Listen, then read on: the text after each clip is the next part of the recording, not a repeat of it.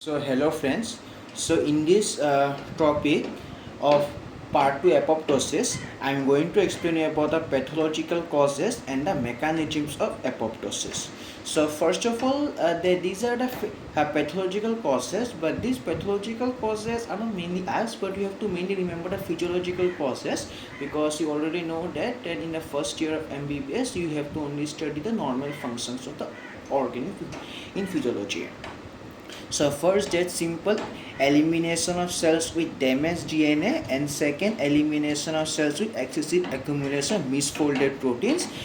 And this topic is known as amyloidosis. You will study in the second year of MBBS. So now that these mechanisms of apoptosis, that this part is very important. So simple that there are two mechanisms, so intrinsic and extrinsic mechanisms, and both these mechanisms have two phases, initiation and execution phase, and its execution phase is same for both the mechanisms. So first of all, I am going to explain about the intrinsic mechanism. So first, initiation phase. So friends, you can see that this is a cell.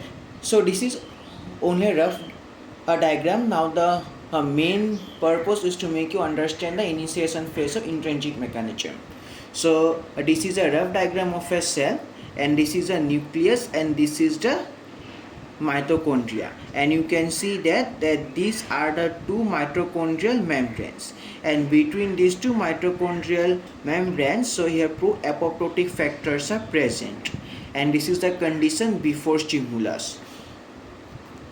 Now, so here stimulus arises, and this stimulus, so here you can see that causes changes in the mitochondrial membranes, and you can see that after stimulus that these pro-apoptotic factors which were initially present between the two mitochondrial membranes, and these pro-apoptotic factors, they are now released into the cytoplasm. So therefore I have written that this the stimulus arrives, and this stimulus causes a disruption of mitochondrial membranes to release pro-apoptotic factors in the cytoplasm, and the similar statement written in the book.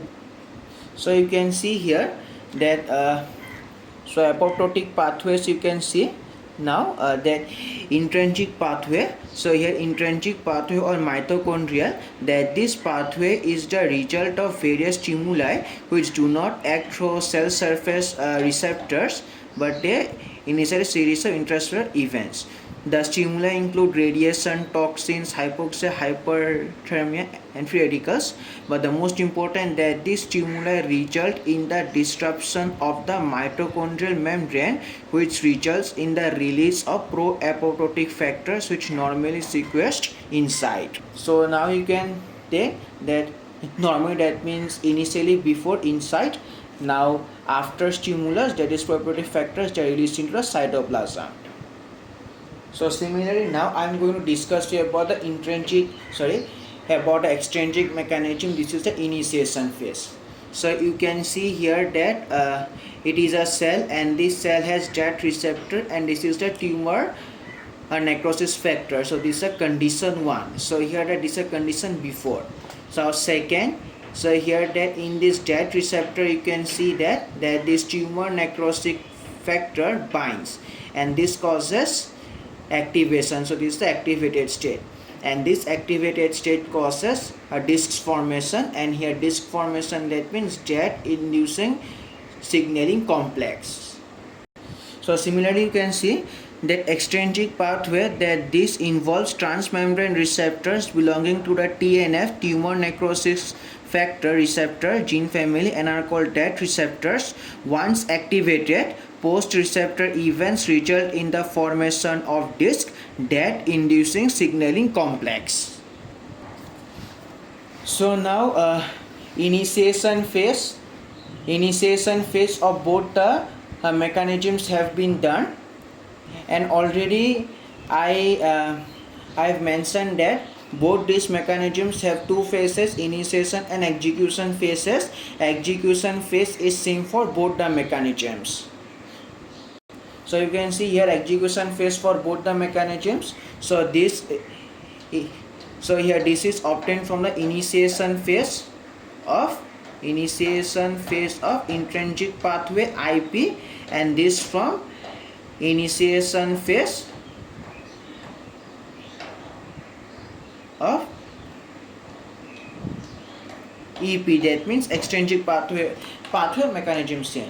So here you can see that both these pro-apoptotic factors and here disc. So here they cause the formation of caspase, and this caspase has caused cell death. So therefore similarly I have written that both the initiation that both the execution phase so here both the execution phases of two mechanisms form caspases, and this caspases cause cell death. So now you can see that. So here both the intrinsic and extrinsic pathways act through a finite execution pathway that involve proteolytic enzymes called caspases. There are many different types of caspases, and this can be grossly classified into initiator, effectors, and inflammatory caspases. And that this so here caspases amplify the apoptotic process, leading to a rapid cell death. So they are leading to a rapid cell death, and these caspases are present in most of the cells as procaspases. So that's all for this part. Thank you.